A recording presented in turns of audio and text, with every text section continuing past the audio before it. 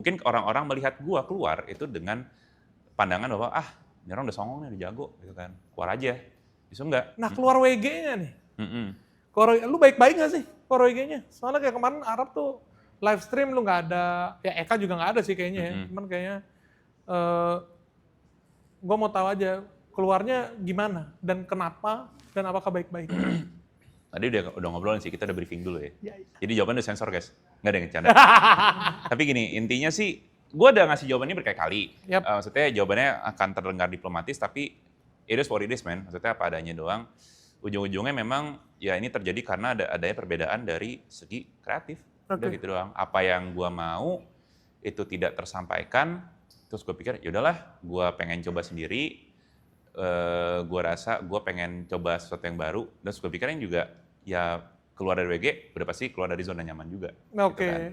Tapi gue pikir, ya udah gue pengen mencoba suatu environment yang baru, gue pengen coba maksimalkan, Geralt itu sebenarnya bisa menjadi kayak gimana sih, gitu loh.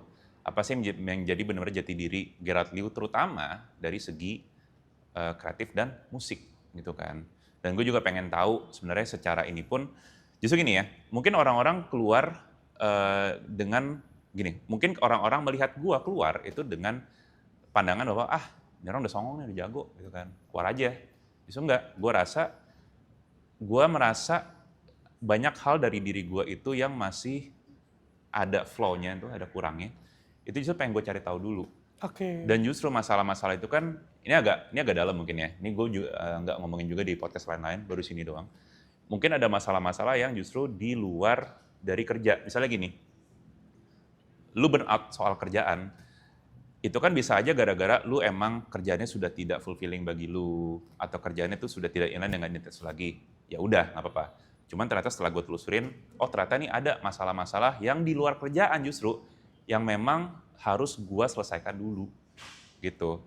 Makanya waktu itu kan gue juga, eh, keluar dari WG ini ada dorongan dari gut feeling gue juga kan, dari Oke. dorongan dari intuisi gue, dan gue ternyata oke, intuisi gue nggak salah, karena ternyata setelah gue keluar, gue masuk masa pensiun ya, kurang lebih setengah tahun, gue kayak ngeliat, oh shit, gue ternyata harus ini, harus ini, harus ini, gue harus mencari diri gue dulu, harus memperbaiki diri gue, ya gue macam-macam.